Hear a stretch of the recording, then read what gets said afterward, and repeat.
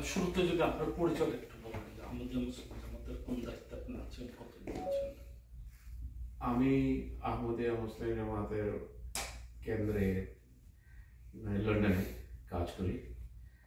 সেখানে বিভিন্ন ভাষাভিত্তিক ডেস্ক আছে, ফ্রেঞ্চ, উর্দু, টার্কিশ, রাশিয়ান, আরও অনেক ভাষা। আমি বাংলা ভাষার সম্পর্ক ডেস্ক, মার্কাজি বাংলা ডেস্ক থেকে বলা হয়, ডেস্কের দায়িত্বে আছে। আপনার সাথে এর আগে কথা বলার সুযোগ হয়েছে।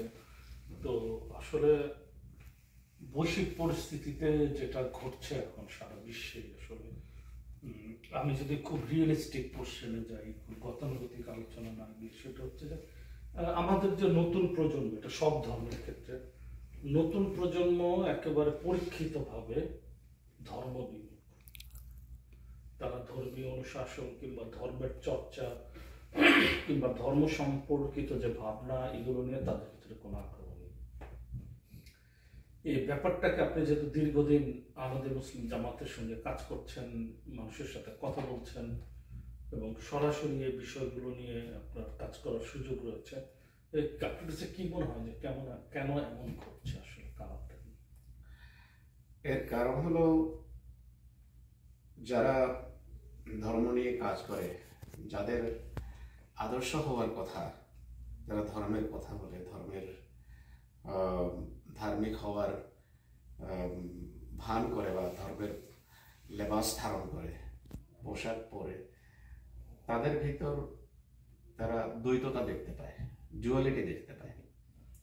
বলে এক কথা, কিন্তু কার্যত তাদের আচরণ ভিন্ন। তারা তাদের আচরণের মাধ্যমে নতুন প্রজন্মকে আকর্ষণ করতে পারে না। তারা কন্ট্রাডিকশন থাকে তাদের মাঝে। তো অথচ ধর্মীয় সৌন্দর্য যদি সত্যিকার অর্থে কারো ভিতর থাকে, কেউ যদি কোরআনী শিক্ষা অনুসারে বা যে কোনো ধর্মের কথা বলে না, যে সব ধর্মে সুন্দর শিক্ষা আছে, সেই সুন্দর শিক্ষাগুলো বলার পাশাপাশি যদি কাজের মাধ্যমে বাস্তবায়ন করে, যেমন এক মৌলবী বললো যে আমাদের দয়াদ্র হওয়া উচিত, আমাদের অন্যদের প্রতি দয়া প্রদর্শন করা উচিত, কিন্তু তার আচরণে যদি হিংস্রতা প্রকাশ পায়, ধর্মের নামে সে অন্যের উপর কঠোর আচরণ করে, তো নতুন প্রজন্মের এক ছেলে যখন এটি দেখবে যে তার কথা একটা, আচরণ আরেকটা, তো এটা তাকে আকর্ষণ করার পরিবর্তে আরো দূরে ঠেলে দেবে। মুহাম্মদ সাল্লাল্লাহু আলাইহি ওয়াসাল্লাম এবং সত্যিকার অর্থে যারা ইসলামী শিক্ষার উপর আমল করতেন, তাদের আচরণ দেখে মানুষ আকৃষ্ট হয়েছে ধর্মের প্রতি, আল্লাহর প্রতি, খোদা তাআলার প্রতি। তো এই সে বেসিক্সে ফিরে যেতে হবে, যে ধর্ম মানে হলো নৈতিকতা, ধর্ম মানে হলো আদর্শ, ধর্ম মানে হলো ভালোবাসা। ডিফারেন্স অফ অপিনিয়নের কারণে, মতের পার্থক্যের কারণে কখনো কারোর সাথে বিদ্বেষী আচরণ করতে নেই, হিংস্র আচরণ করতে নেই। এবং রাসূলুল্লাহ নিজে বলেছেন যে তোমার প্রতিবেশী যদি,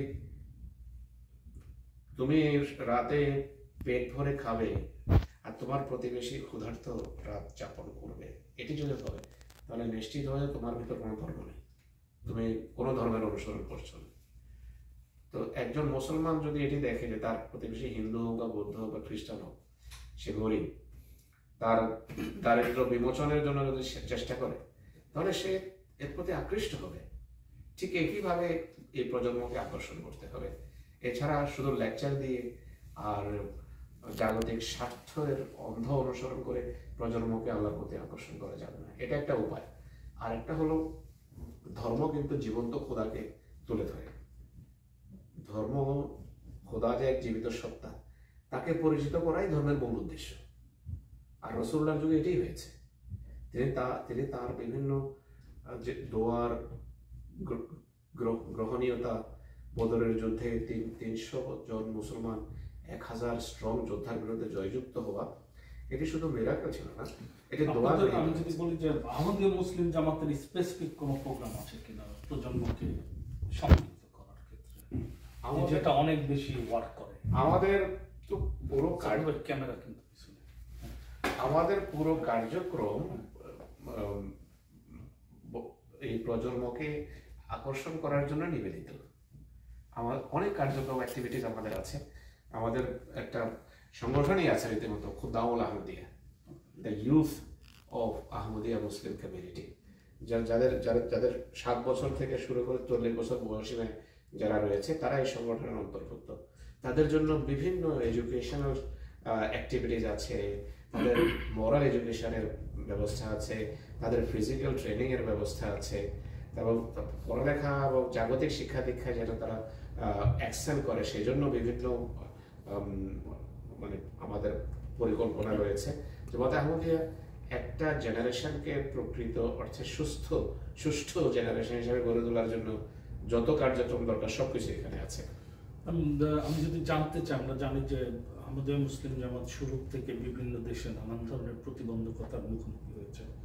এই মুহূর্তে বিভিন্ন দেশে আপনাদের যে প্রচার কাজ চলছে, কোন দেশে বেশি প্রতিবন্ধকতা পাচ্ছেন আপনারা? কোন কোন দেশে প্রতিবন্ধকতার কথা যদি বলতে হয়, সবচেয়ে বেশি এখনো পাকিস্তানে, যেহেতু সেখানে থিওক্রেসি যেটিকে বলা হয় সেটি মানে অন্ধভাবে এর উপর প্রতিষ্ঠিত হওয়া, ধর্ম থেকে দয়া মায়া ভালোবাসাকে সম্পূর্ণভাবে মানে বিদায় দিয়ে সেখানে আমার মতের সাথে যদি ডিফারেন্স থাকে তাদের, এটি হলো তাদের অবস্থা, যে আমাদের মতের সাথে যে মত পার্থক্য রাখবে তাকে মানে এইখান থেকে উড়িয়ে দাও। কোনো শিয়ার কথা সেখানে সারা শোনার জন্য প্রস্তুত নয়। যারা সুন্নি যারা আছে তাদের ভিতরে আবার সিপাহী সাহাবা নামের দল আছে, জয়শে মোহাম্মদ নামে মোহাম্মদ রসুল্লাহ পবিত্র নামকে বদনাম করে, তার নাম ধারণ করে হিংস্রতার প্রচার করে। তো সেখানে আমাদের সবচেয়ে বেশি আপহিল টাস্ক। অনেক আহমদের উপর সেখানে নির্যাতন হচ্ছে, বাড়িঘর জ্বালানো হচ্ছে, স্কুল কলেজে তাদের পড়তে দেওয়া হয় যদি জানা যায়, মেডিকেল কলেজ থেকে বের করে দেওয়া হয়, ইউনিভার্সিটি বিগত 2-3 দশকে। তো এই সংগ্রাম চলছে, কিন্তু এটা ধর্মীয় এলাহি বা ঐশী সংগঠনের জীবনের এটা অবিচ্ছেদ্য অংশ। আমরা জানি এটি সবসময় হয়, হযরত মুহাম্মদ ইসলামের যুগে হয়েছে, আজও এই ধারা অব্যাহত থাকবে, কিন্তু এই আমাদের অগ্রগতি কেউ থামাতে পারবে না ইনশাআল্লাহ। বাংলাদেশের বর্তমান অবস্থা কি? বাংলাদেশেও তো আমরা নানান সময় কিছু বিচ্ছিন্ন ঘটনা শুনি, কিন্তু সাম্প্রতিক সময় ওইভাবে আমরা অতটা শুনিনি। এখনকার পরিস্থিতিতে কি মনে হয় বাংলাদেশের পরিস্থিতিটা আপনাদের যে প্রচার কাজ, সাংগঠনিক কাজের জন্য অনেকখানি সহনশীল ভূমি কিনা বাংলাদেশে? অনেক সহনশীল ভূমি নয়। আপনার বাংলাদেশকে এই যে পাকিস্তানের এলিমেন্টের কথা বললাম, তারা বাংলাদেশের বর্তমান পরিস্থিতিকে বেশ নষ্ট করছে, ঘোলাটে করছে। দলে দলে এখন হিংস্র জঙ্গি শ্রেণী বাংলাদেশে ছড়িয়ে গেছে পাকিস্তান থেকে। এখন যেমন বাঁধ ভেঙে গেছে সরকারের পতনের পর, তো সব মাদ্রাসা শিক্ষার যে টিকে আবার জঙ্গি শিক্ষায় সেটিকে পরিবর্তনের জন্য বিভিন্ন আইডিওলজিক্যাল কথাবার্তা, কোরআনী আয়াতের ভ্রান্ত ব্যাখ্যা করে, হাদিসের ভ্রান্ত ব্যাখ্যা করে আবার তাদের মাথায় সেগুলো ঢুকানো হচ্ছে। তো অসহনশীল হয়ে উঠছে সমাজটা। কিন্তু বর্তমানে এখনো যেহেতু ইলেকশনের পরিস্থিতি বিরাজ করছে, তাই এই শ্রেণী এখনো তাদের পুরো যে নখ এবং থাবা পুরোপুরি এখনো মারতে সক্ষম হয়নি। এদিকে তাদের তেমন একটা মনোযোগ নেই। তারা চেষ্টা করছে প্রথমে ক্ষমতা কুক্ষিগত করার, এরপর প্রকৃত রূপ নিয়ে যেভাবে তারা আফগানিস্তানে আত্মপ্রকাশ করেছে, পাকিস্তানে আত্মপ্রকাশ করেছে, আমাদের সমাজে এরকমই করবে। আল্লাহ তাআলা এই সোসাইটি আমাদের এই সুন্দর দেশটাকে রক্ষা করুন, এটি আমরা বলতে পারি। কানাডার ক্ষেত্রে যদি বলি যে কানাডা যথেষ্ট শক্তিশালী সংগঠন আমাদের মুসলিম জামাতের, এবং প্রতি বছর আপনারা খুবই বিশাল আকার একটি জলসা অনুষ্ঠিত হয়, যেখানে কানাডার প্রধানমন্ত্রী সহ বিভিন্ন মানুষ উপস্থিত থাকেন, ডিগনিটারিজরা, বিভিন্ন ধর্মের মানুষরা উপস্থিত থাকেন।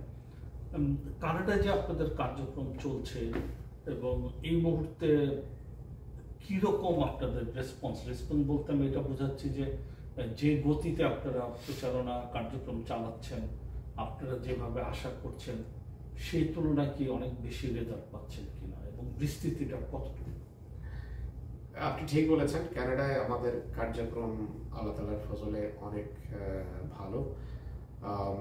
কিন্তু যেভাবে আপনি জানেন, আমরাও জানি যে স্রোতের প্রতিকূলে আমাদেরকে সাঁতার কাটতে হচ্ছে। এর কারণ হলো মানুষ ধর্মমুখী না। মানুষের ধর্মের কথা শোনার সময়, এই বিশেষ করে এই ধরনের সোসাইটিতে আমরা যখন ইসলামের শিক্ষা তুলে ধরি, মোহাম্মদ ইসলামের আদর্শ তুলে ধরি, বেশিরভাগ ক্ষেত্রে দেখা যায় যে মানুষ তাদের এখানে যেভাবে জীবনযাপন করে অভ্যস্ত, সেই জীবনধারা থেকে বেরিয়ে আসা তাদের জন্য কঠিন হয়ে যায়।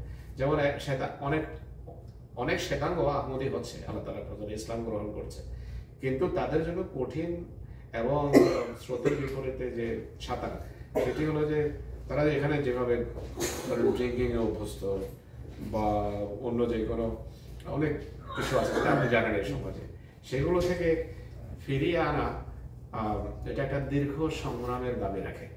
তো প্রক্রিয়া আমরা শুরু করেছি, কিন্তু ইট উইল টেক টাইম। এখানেও আলাদা অ্যাক্টিভিটিস আমাদের খুব দ্রুত বিস্তার লাভ করছে। বিভিন্ন জায়গায় নতুন নতুন মসজিদ হচ্ছে, শ্বেতাঙ্গরা ইসলাম গ্রহণ করছে আহমদীয়দের পতাকা তলে, এবং মানসিকতামূলক কার্যক্রমের মাধ্যমে আমরা কাজ করে যাচ্ছি। আমাদের হিউম্যানিটি ফার্স্ট বিভিন্ন পর্যায়ে, সমাজের উঁচু থেকে নিম্ন স্তর পর্যন্ত, সেবার হাসপাতালের ক্ষেত্রেও আমরা কাজ করছি, ওল্ড হাউসের ক্ষেত্রেও আমাদের কাজ চলছে। তো ইসলামের সেবামূলক বিভিন্ন দিক তুলে ধরে আমরা মানুষকে মুহাম্মদ ইসলামের দিকে আকর্ষণের চেষ্টা অব্যাহত রাখছি। লন্ডনে আপনাদের অনেক শক্তিশালী সংগঠন, যেখানে আপনি কাজ করেন। লন্ডনের বর্তমান পরিস্থিতি, সেখানে আমি জানি যে সবচেয়ে বেশি সংখ্যক কি বাংলাদেশি আমাদের মুসলিম জামাতের সঙ্গে, নাকি ভারতীয়দের সংখ্যাটা বেশি? বাংলাদেশি সবচেয়ে বেশি না, বেশিরভাগ ভারতীয় বা পাকিস্তানি জেনারেশনের আহমদীরা, যারা 47-এর পরে ওই অঞ্চলে স্থানান্তরিত হয়েছে।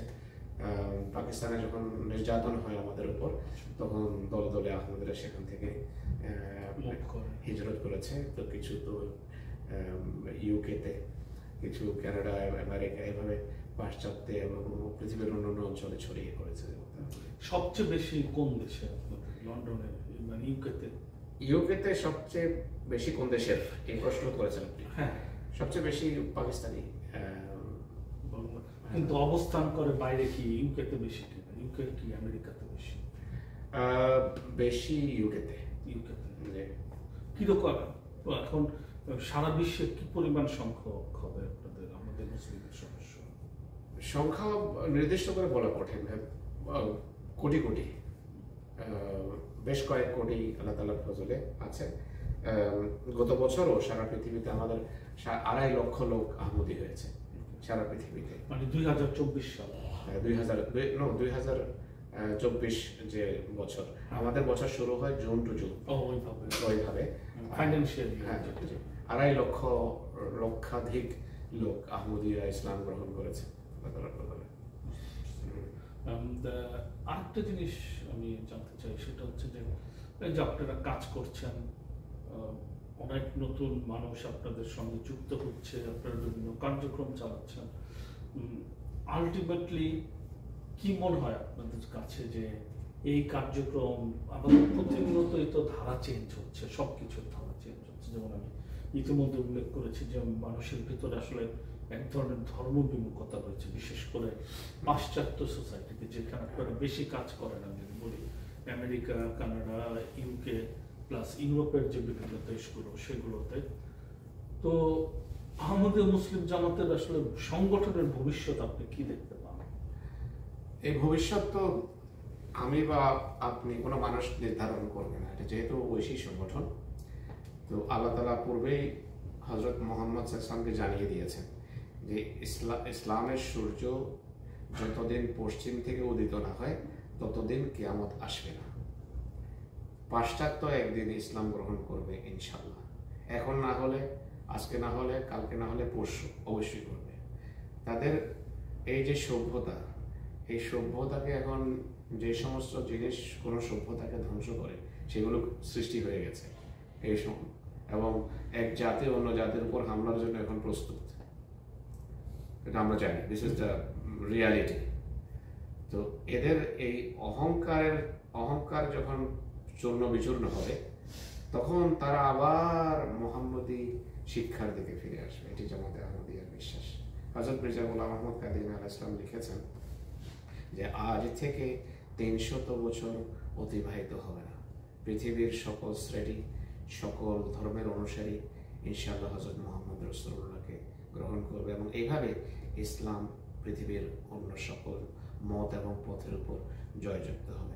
আমরা বিশ্বাস রাখি যে পাশ্চাত্যও ইসলাম গ্রহণ করবে, কারণ তারা দেখবে তাদের বর্তমান জীবন ব্যবস্থার যে অসারতা সেটি ফুটে উঠবে তাদের সামনে, এবং তখন মানুষ প্রকৃত সুন্দর শিক্ষা কোথায় আছে সেটি তালাশ করবে।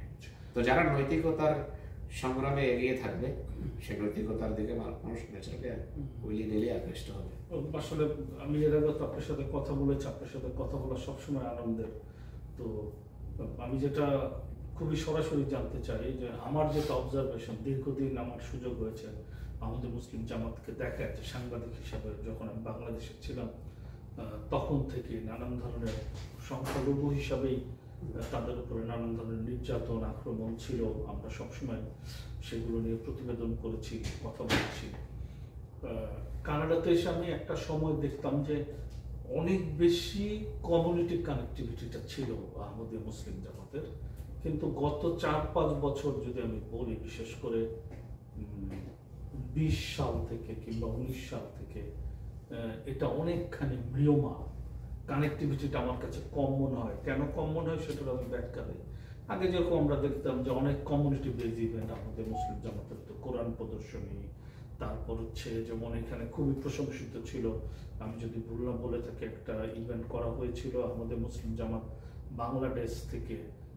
এটা হচ্ছে রিলিজিয়াস ডায়ালগ। রিলিজিয়াস ডায়ালগ হচ্ছে বিভিন্ন ধর্মের নেতাদেরকে আহ্বান করা হয়েছিল, হিন্দু পুরোহিত, তারপর হচ্ছে খ্রিস্টান পাদ্রী, তারপর হচ্ছে বুদ্ধিস্ট পণ্ডিত, এদেরকে আহ্বান করা হয়েছিল, তারা ডায়ালগে ছিলেন।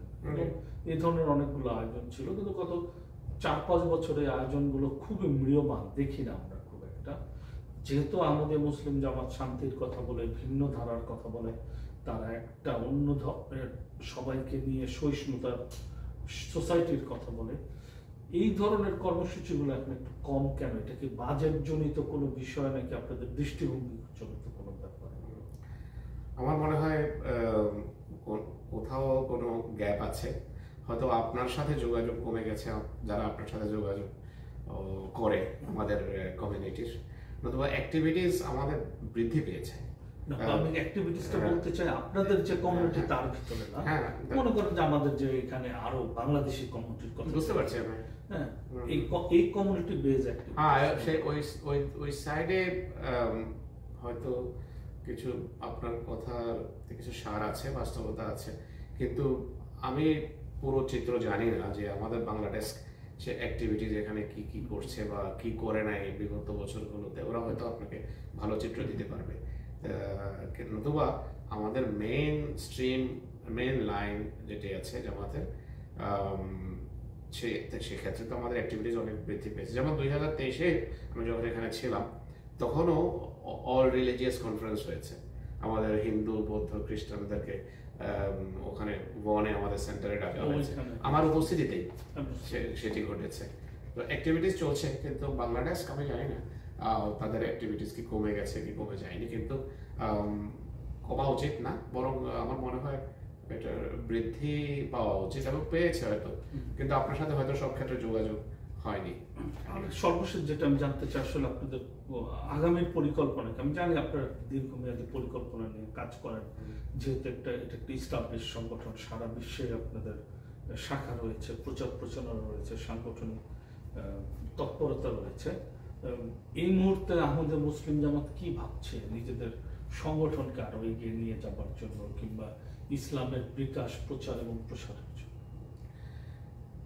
দেখেন, নতুন করে এখানে কেউ কোনো পরিকল্পনা করবে বা নতুন কোনো আইডিয়া দেবে, সেই আইডিয়ার জন্য যথেষ্ট গ্যাপ নাই।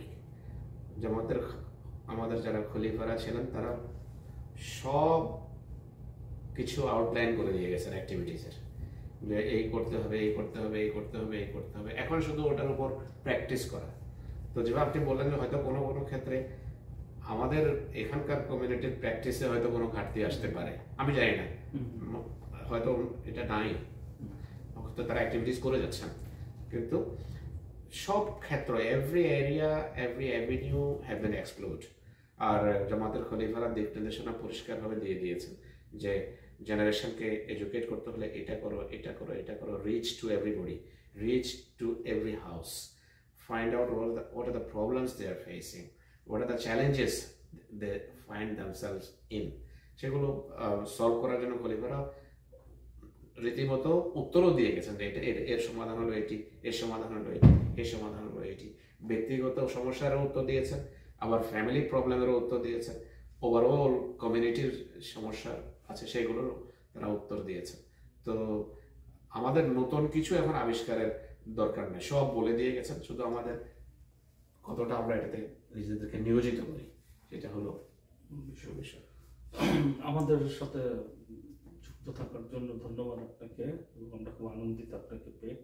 হয়তো ভবিষ্যতে আবারও কথা বলার সুযোগ। অনেক ধন্যবাদ আপনাকে।